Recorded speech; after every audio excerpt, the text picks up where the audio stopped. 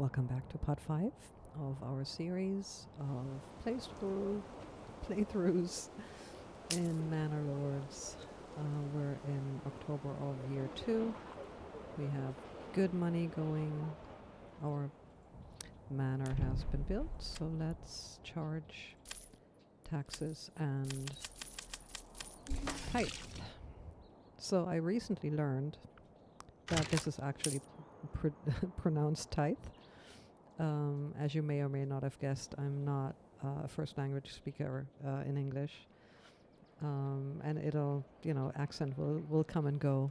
The more I speak, probably, the more American I'm going to sound. But in any case, for the whole time that I've been playing Manor Lords, I thought that this would be pronounced tithy. Until I thought about providing commentary to videos on YouTube as I'm uploading this stuff, and I figured, well, I really don't want to be embarrassed by mispronouncing words. So I figured, let's just make sure how this is pronounced, and it's pronounced tithe. So yeah, it's weird because, for a long time, in my head, I've gone with this incorrect pronunciation, but it's okay. We live to learn. And now I know that it's tithe. Perfect. Nothing lost. So this needs maintenance, which reminds me that we need to buy tools. Which we are... Oh, yeah. Okay. If you don't set a number, it's not going to import anything. So I really want to get this to 10. So we're exporting planks. This is good. Rubble stone is going to be exported. We're going to be adding mortar in just a minute, or as we actually produce it. We have no herbs going yet. Let's see. Oh, we did not build an herb garden, so we can't sell herbs, but that will be going on quickly. So we'll have herbs coming in. The forester is doing their job. The church is being built, so we can upgrade pretty soon. We're good on horses, so let's go. We're good on oxen, actually, and now let's buy that 4th horse. This is not coming along nicely, so let's make this a pear garden. So we have an apple orchard and a pear orchard. This is good. We have, and there's the first upgrade possible. So let's check here. We have wheat flour, so I think what we're going to do is we're going to do the bakery first, for which we're going to need that second unassigned family, because the artisan is going to be taken from the work pool, so we'll need that extra family. There'll be a baker, and food, of course, is going to help us here, but wheat bread is also a good resource to sell, so that's going to be fun. So it's done, so let's make you a bakery. I'll keep this window open here to remind me that I'm going to set it to focus on wheat bread. And as we produce rye later as well, we'll be setting up a second bakery to make that. I think technically it might be possible to do both. Well, if switching, yes, but it does only say to focus on it. Never tried it out, whether they would also make rye bread. Maybe would be a good idea to try it out, but for now, let's just set it to wheat because we have wheat flour. So very, very quickly we are already seeing wheat bread coming in from the wheat flour that we produced. So that's pretty cool.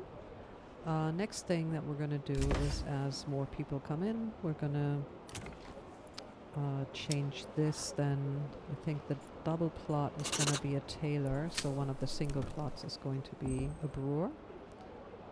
And there they are. So let's upgrade them and then convert them into a brewery. And then what we're going to do next is we're going to start buying sheep. And I think we're going to build the sheep farm up here.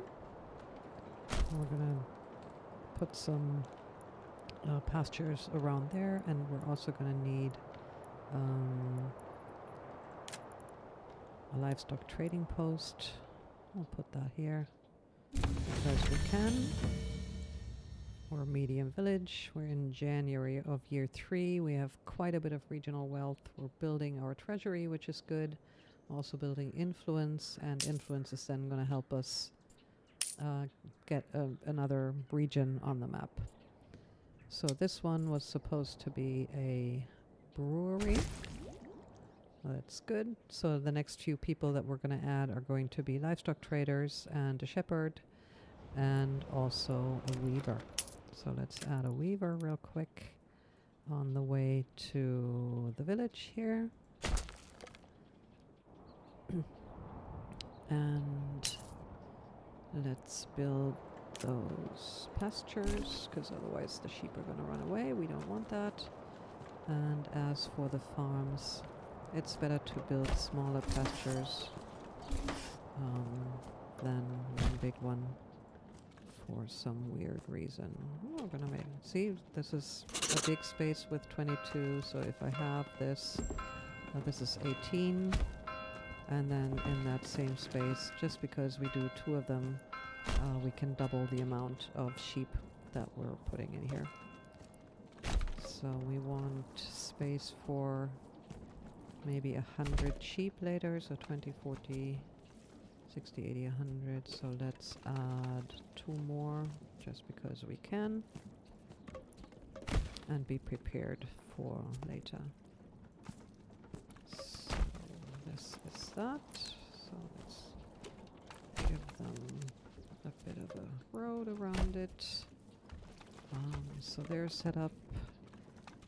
I usually tend to go with, I staff my sheep farm first, then I staff the livestock trader, and then I staff the weaver, and that way I pretty much have all of this going so that the production chain is going to work. The brewery is set up too. We don't need a malt reserve. We don't need a production limit for ale. As we're producing a lot for now, we're probably going to be selling a lot of ale for good money, but we're going to need the ale later as we continue to upgrade our village. For now, we're just waiting for people to come in. Money is going well. If you don't know how to check your statistics, you can go click on the town's name, where you can also change it. Let's make this, let's call it, nah, that's not a good name. Let's call it, what are we going to call it? Let's call it not Hamburg. Just, you know, because we can. So anyway, we were talking about statistics. So go into records, and there it'll give you an overview of your stats. Now, I do think that the stats aren't 100% correct, especially if you look at all time. But in order to give you at least an idea of what's happening financially, set it to all, then last 365 days, and you'll see what you've sold. So we can see we've sold 260 rough stone, also 207 rubble stone, which netted us 1,700 coin. We sold a lot of planks, which is also a good item to sell early on. And you can, you know, this is one of the best items to sell early. And then firewood as well. Of course, we have to buy tools at the moment because we're not using the iron that we have right now.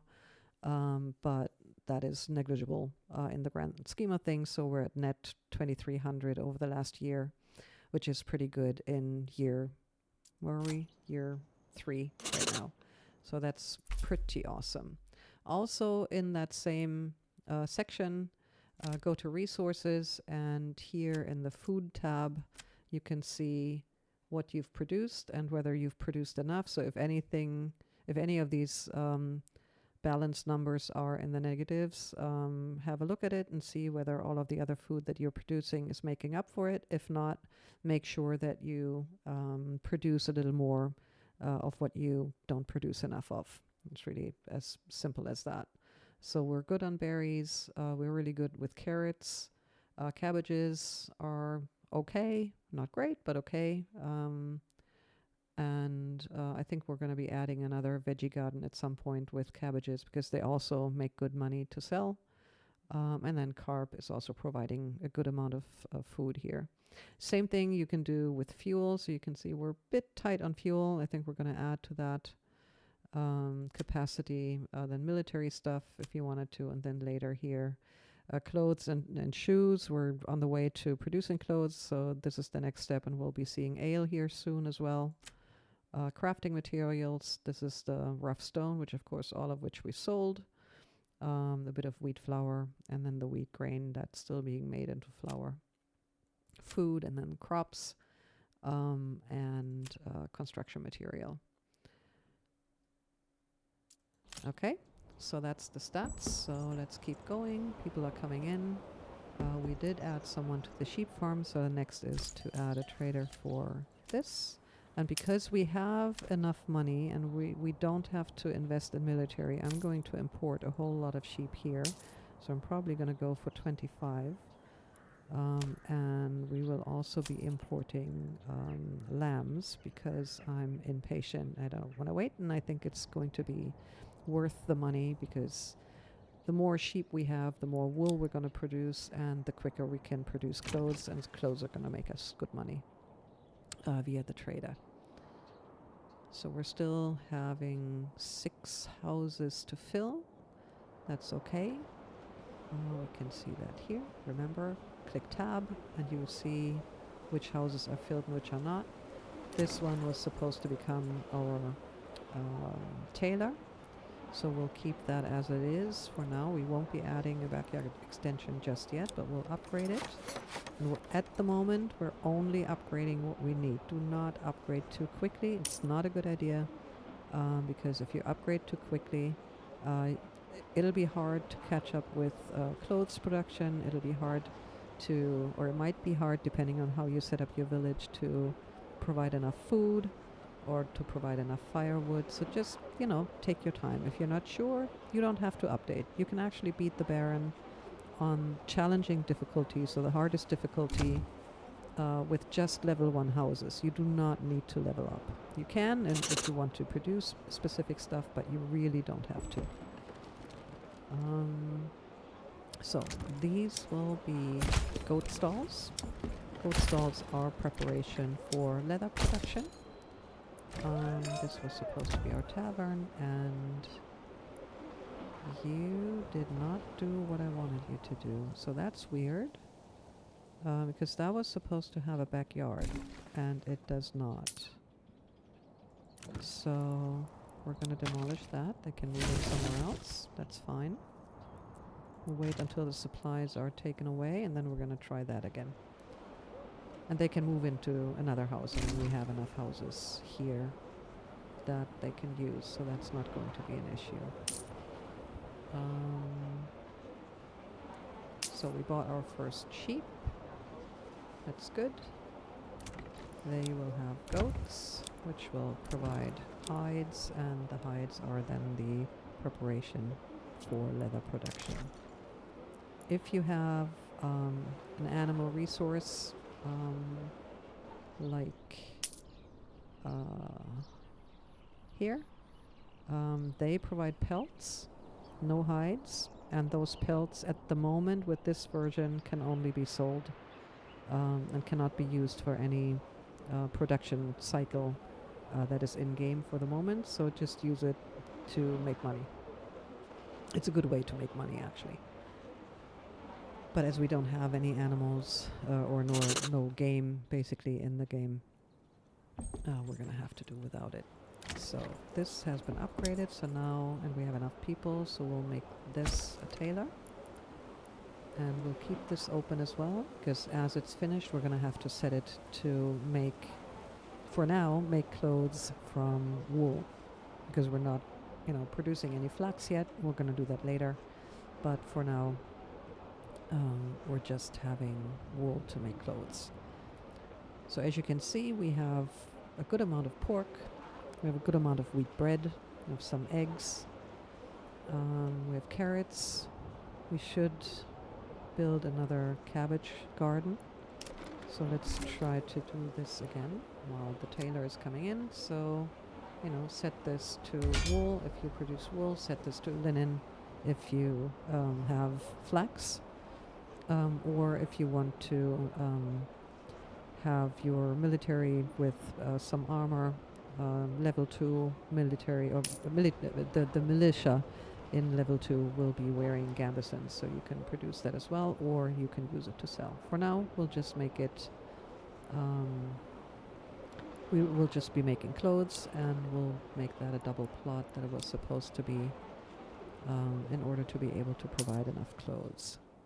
In the meantime, second sheep is coming in. It's not really all that much, but, you know, we'll deal with it. So let's try this burgage plot again and see whether or not we can get it to actually provide us with that backyard extension. And what we're also going to do is, as we're losing a lot of forest up here, we'll be putting our garden with cabbage right here. And again, just, you know, build as you like. Build whatever you like in shape or form or whatever. Don't let anyone tell you that you're doing it wrong because you're doing it differently from them. It's your game, you know. You can set it up however you want to. And because you wanted it that way, can't be wrong, right? So it's all good. So let's just check that everyone has an active stall. This is what I mean. Gotta check it. There's one burgage plot here. They'll be producing pork as well. So we have our bakery. They're producing bread. We have our tailor. We have a brewery. So we should... Oh, we still need to staff our malt house. Just set the fuel stockpile to something for those production buildings. Never seen that being an issue as long as there was something there. We have those stitching posts. We have the farm workers. I think we want one more worker in the quarry. They're working. Trading post has 4 horses. And we will be adding another trading post soon. But I want to make sure that everything else is working first before staffing the trader. And I think we might be building a second farm first. So what we're going to do right here is we're going to instruct them via control and mouse wheel for this farm to work here only. And as we add more farms to other spaces, they will be limited in workspace as well. For now, 33 families. They're making a lot of money. That's fine. Our treasury is looking good. Our influence is looking good, so we can be looking at other regions and see, you know, what we would like to take next. So, you know, if you want rich iron, go for that. I think I would love to have a rich salt deposit. In order to make all of that pork, or some of that pork, into sausages. This is a nice combination as well. So I think this will be the territory that I will be claiming next. Because, you know, oh, there's rich stone and rich salt. But no, that will only wreck... Oh, there's a destroyed windmill. I never noticed that. Funny. So yeah, we'll be taking